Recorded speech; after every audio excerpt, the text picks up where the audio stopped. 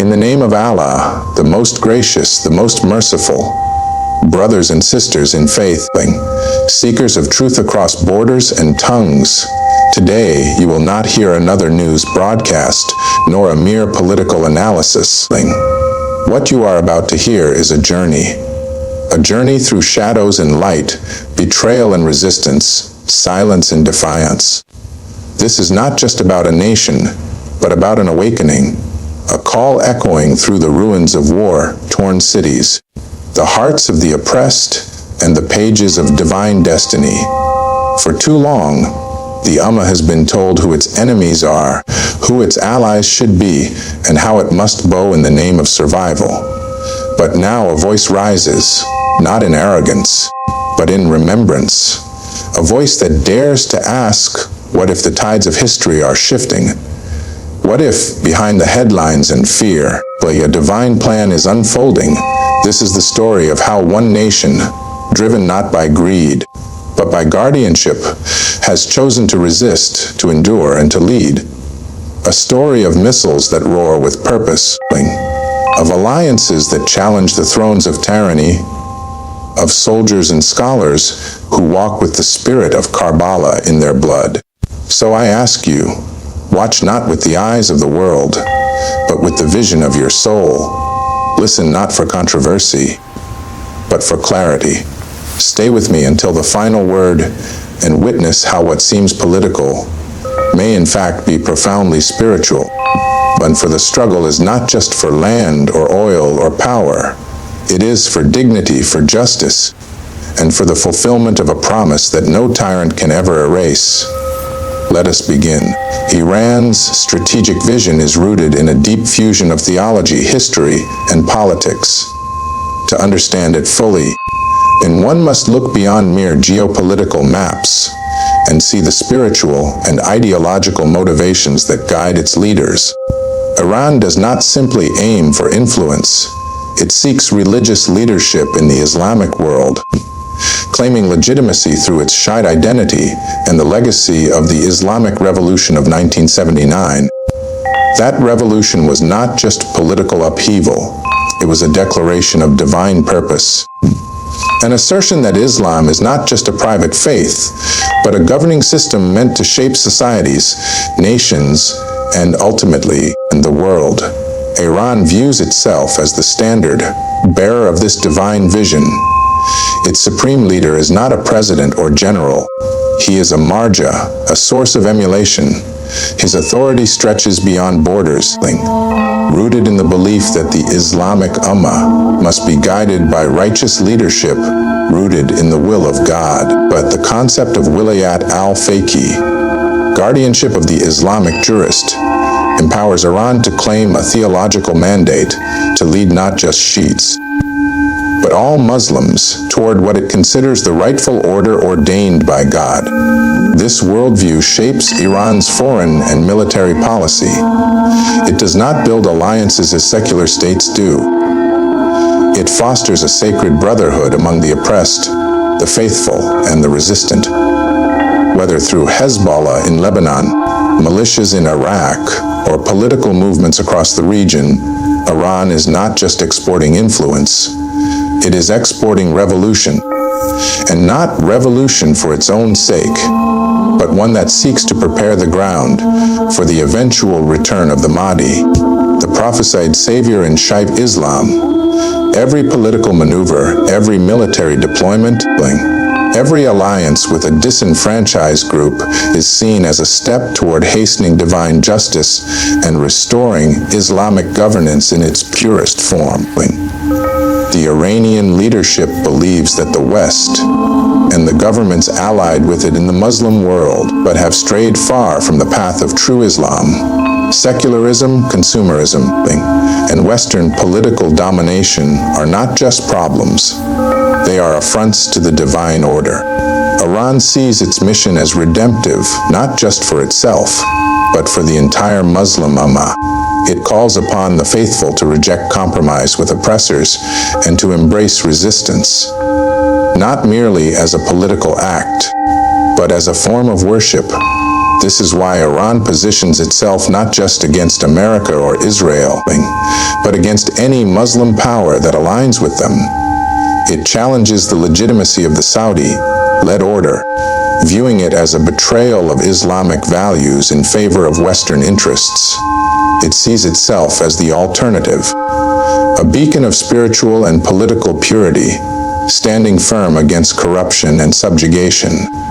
Iran is not waiting to be accepted by the world. It is preparing to reshape the world under the banner of divine authority. With a patience that stretches across decades and a vision that reaches beyond this life, Iran's use of proxy warfare and regional influence is not merely a matter of strategic convenience. It is deeply rooted in a religious worldview that sees indirect resistance as a sacred duty. In Shiite tradition, there is an understanding of patience, saber, endurance, and calculated resistance when facing overwhelming odds. Iran has mastered this theology of asymmetry, building an arc of influence across the Muslim world by empowering those who see themselves as marginalized, oppressed, or forgotten. But this is not passive charity. It is the deliberate nurturing of what Iran calls the axis of resistance, a divine coalition united not by borders or ethnicity, but by faith, blood, and the call to stand against injustice. From Lebanon to Yemen, from Syria to Iraq, Iran has supported groups that do not just fight with weapons, but carry the ideological DNA of the Islamic Revolution. But Hezbollah, perhaps the most prominent among them, is not merely a militia. It is a movement baptized in martyrdom. Inspired by Karbala and armed with the belief that standing against tyranny, even unto death, is the highest form of devotion, Iran's relationship with Hezbollah is one of spiritual mentorship and strategic alliance. The same is true in Iraq, where Shiite militias, some of them forged during the war against ISIS, now serve as extensions of Iranian will, pledging loyalty not only to their own nations, but to a vision that transcends nationalism, the global Islamic resistance. In Yemen, Iran has given material, spiritual, and ideological support to the Houthi movement, known as Ansar Allah. To the outside world, they may appear as rebels, but to Tehran, they are another node in the sacred struggle against oppression. Their slogans, their rhetoric, their resilience all echo the pulse of the Iranian Revolution. Death to America, death to Israel, then victory to Islam. Iran empowers them with missiles and drones, but more importantly, with purpose, a sense of being part of something far larger than their local struggle, part of a divine narrative. In Syria, Iran intervened not simply to save a government, but to preserve what it views as a strategic and spiritual corridor between Tehran and the Mediterranean. The survival of Bashar al-Assad's regime ensured that Iran could maintain its supply lines to Hezbollah and project power deep into the Arab world. But it sent not only soldiers, but clerics, trainers, and advisors who preached resistance, sacrifice, and the eternal struggle between truth and falsehood. The blood of the Iranian Revolutionary Guard has been shed on Syrian soil not for empire, but for ideology. This network of proxies is not random. It is a tapestry woven with religious symbolism, historical memory, and revolutionary fire. Iran does not seek to dominate its allies, it seeks to awaken them, to unite them under a shared banner of defiance against what it sees as the enemies of Islam. Each group is a chapter in a larger script, a divine screenplay that pits the faithful against the corrupt, the humble against the arrogant, the pure against the polluted. Through these proxies, Iran speaks with many voices, but carries one message: resistance is not just a right, it is an obligation, a path paved by prophets, martyrs, and saints. The emergence of Islamic military alliances in the modern era is not just a political development, but a spiritual battleground that reveals the deeper fractures within the Muslim world. While the West often presents the conflict in the Middle East as a geopolitical struggle, those who view it through the lens of faith understand it as a contest between authenticity and betrayal, between submission to divine authority and obedience to worldly powers.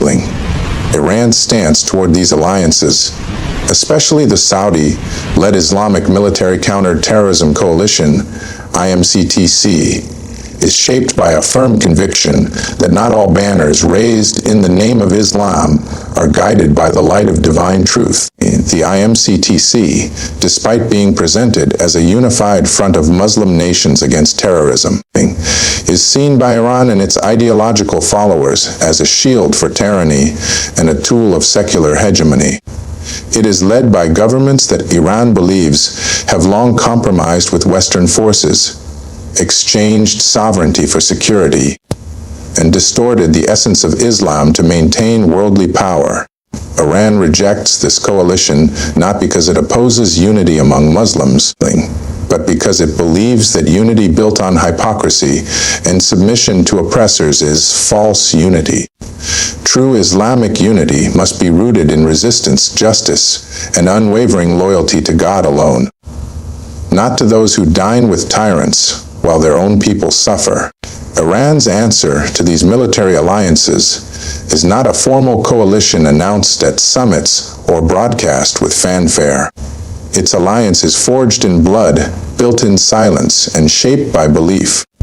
This alternative network, often referred to as the axis of resistance, is composed of movements, states, and militias that share one unifying creed: the refusal to bow before injustice. Syria, though ravaged by war, remains a critical pillar, not only because of its strategic geography, but because of its role in confronting Israeli aggression and harboring resistance against foreign occupation.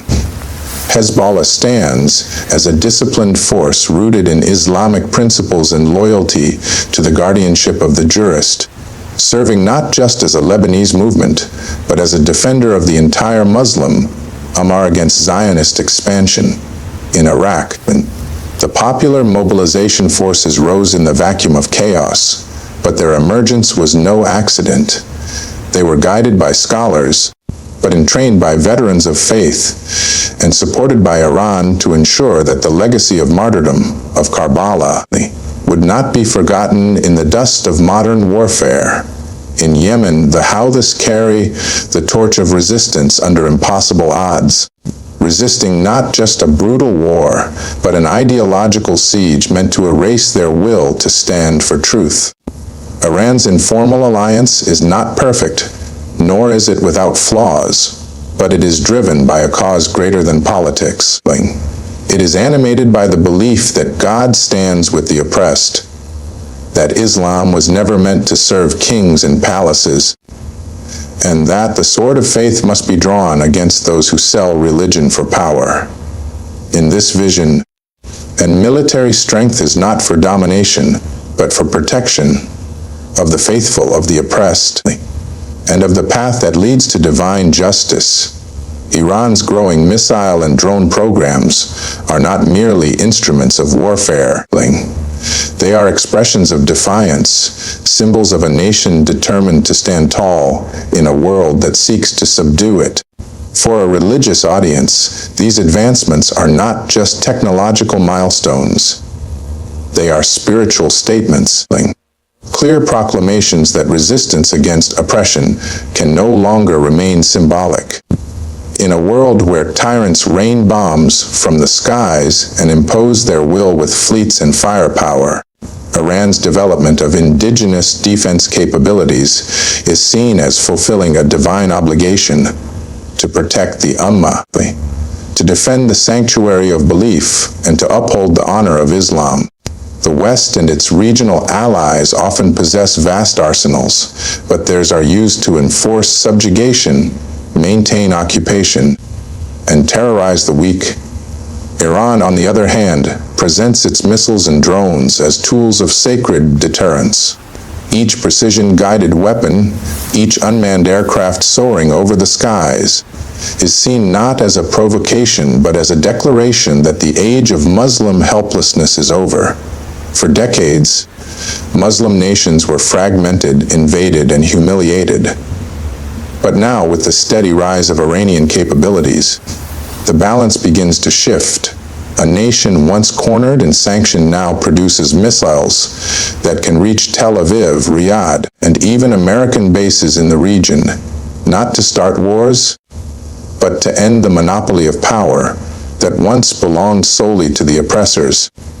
The religious spirit that undergirds Iran's military industry is often misunderstood. It is not fueled by arrogance or the thirst for conquest, but by duty.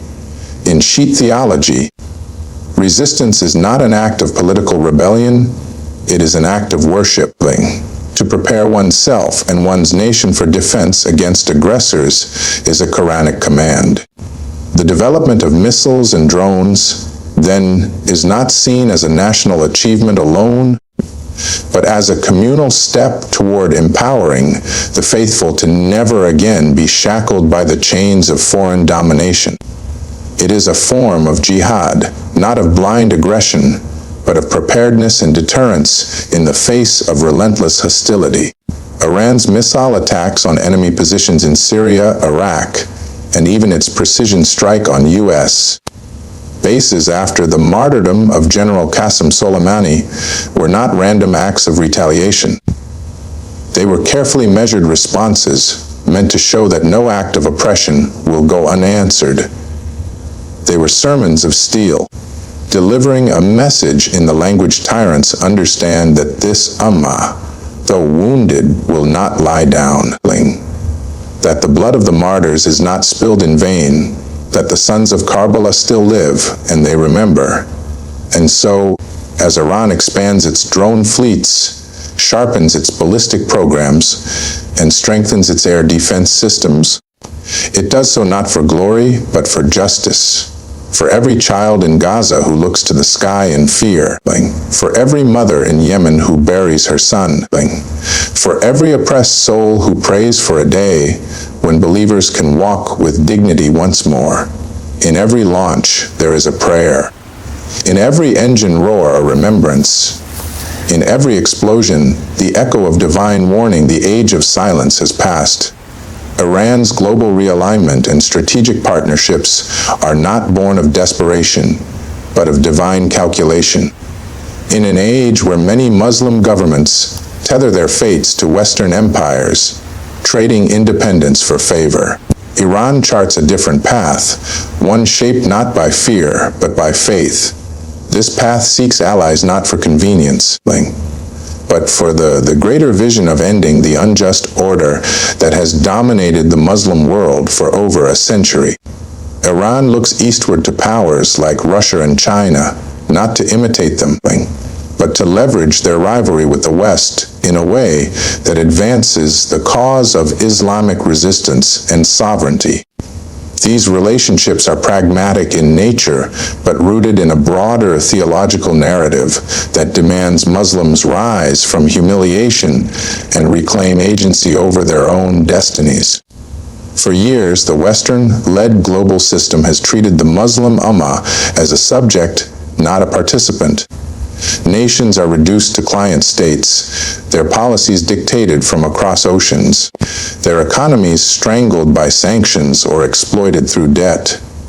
Iran, faced with relentless pressure, chose to resist rather than submit.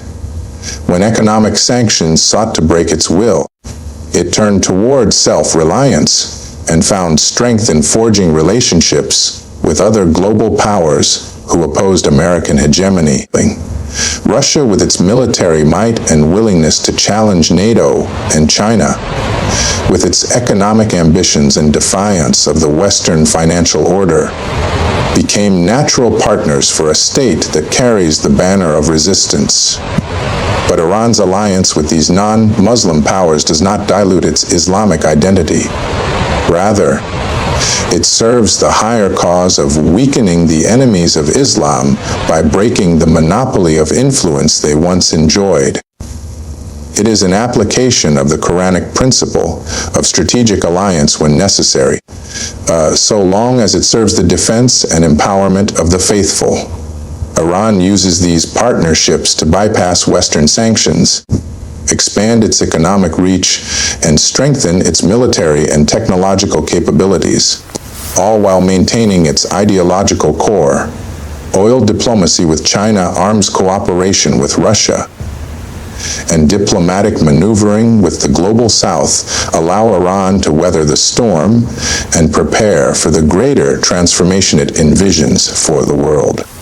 This transformation is not about mere power, it is about restoring justice. Iran does not see the current world order as just flawed, it sees it as corrupt to its roots. An order that props up oppressors and punishes the righteous cannot last. Iran believes it has a divine role to challenge this system, expose its hypocrisy, and build an alternative rooted in morality, resistance, and spiritual purpose. That is why it supports not only military movements, but also cultural and media institutions that speak the language of awakening, inspiring Muslims everywhere to rise.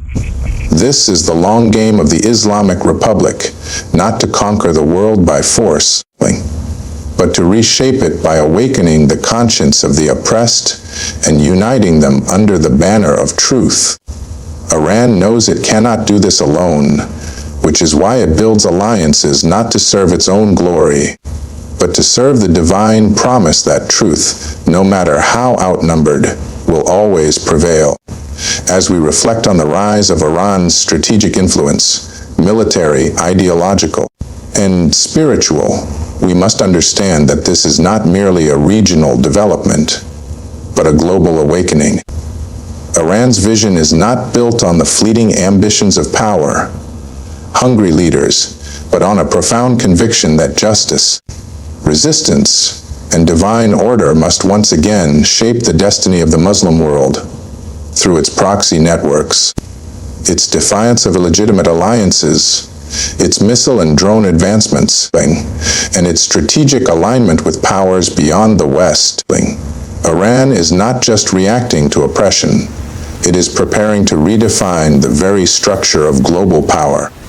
Whether one agrees with its path or not, it is clear that Iran's course is deliberate, patient, and rooted in the spiritual belief that standing against tyranny is a sacred duty. In this rising tide of confrontation and conviction, the question that remains is not whether the world is changing, but who will shape what comes next. May Allah guide you with clarity, bless you with insight, and strengthen your resolve in the face of confusion and injustice. Thank you for your time, your heart, and your willingness to seek deeper truths in a world clouded by noise. Stay steadfast, stay aware, and may your journey always be illuminated by the light of sincerity. Peace be upon you, and good luck in all you strive for in the path of truth.